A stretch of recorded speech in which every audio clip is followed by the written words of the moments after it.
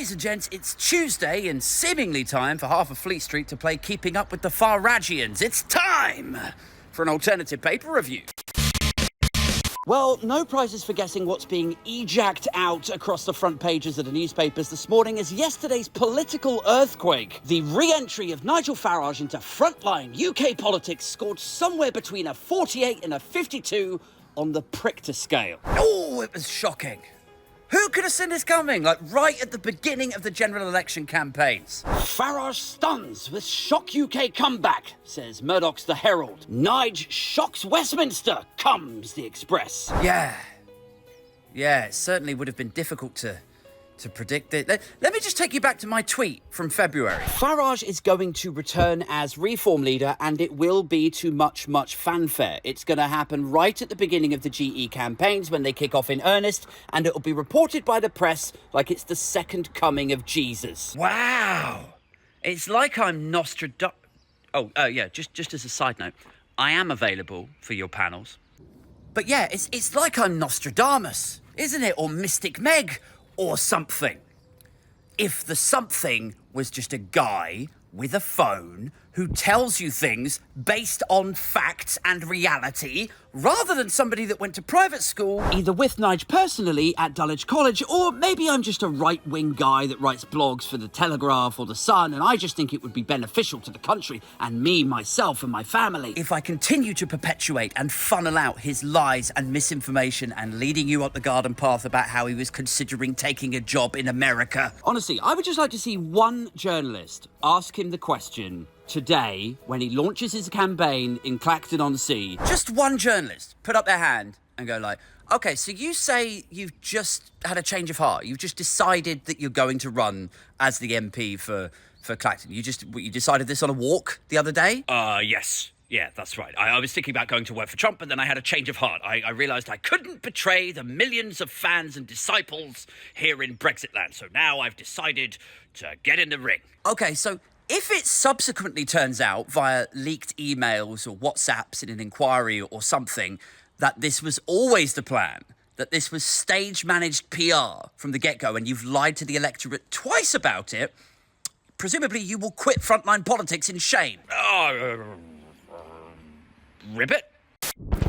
What does this mean for this general election? Well, given that Reform have struggled to find candidates for all of the constituencies they say they will stand in, and the Tories are struggling to persuade even their existing candidates to stand again, I would not rule out a pact. I think even before yesterday's intervention, Rishi Sunak would have been shitting it at the prospect of being left with twin legacies of being both the first British Asian Prime Minister and simultaneously the first one to nosedive the Tories into electoral oblivion. And so now after Farage has entered the fray, I'm sure Sunak will be doing whatever he can to mitigate the impact of that. And if that means standing down the Tory candidate in Clacton-on-Sea to allow Farage a free ride into the House of Commons, then so be it.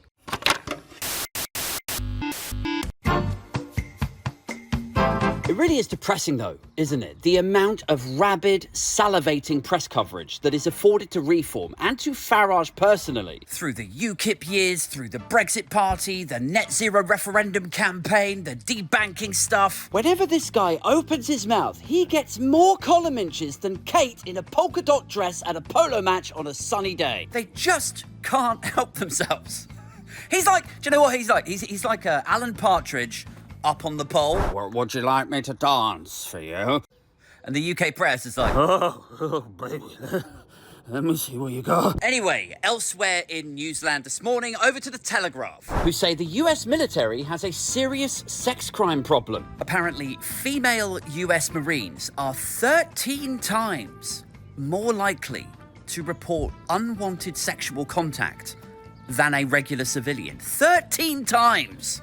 Which means the male US Marines are completely unsuitable for that role. They would be better suited in, the Met or, Parliament. And finally, we go to the Times, who report that global warming should no longer be considered some faraway, decades-ahead scare story, and that the climate crisis is happening to us now in the UK in real time, manifesting as the survival of South Asian hornets who have now been able to survive a British winter for the first time. And it's feared that these small bee and wasp-like creatures may wreak havoc on our native pollen-slurping communities. I mean, it's quite fitting, really, isn't it? You've got anti-net zero campaign and Nigel Farage there, splashed across the front page, who is anger-wanking about immigrants at every available opportunity. And then just alongside it, you have the effect to that cause, by way of heating up Britain to the extent that now we have to deal with a whole other invasion. Oh, bloody immigrant hornets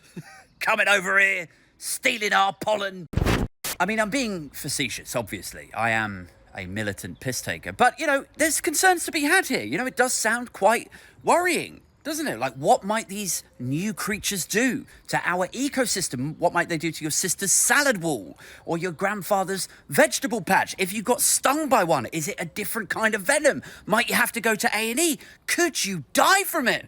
You know, it's not racist to worry about these different creatures coming in if they're different. And as I say, it's just shocking, isn't it, to have these new type of hornets come in, and it's, you know, who could have seen this coming? Except, morning lads, just popping on to say South Asian hornets are going to invade in 6 months and they will fuck your shit up, mark my words. That's it for this one, guys. If you haven't jumped on the Patreon yet, there is a link in the description below. I'm doing an in-person meetup in London on Saturday, the 6th of July. So jump on the Patreon. Consider it me on the pole for you. Would you like me to dance for you?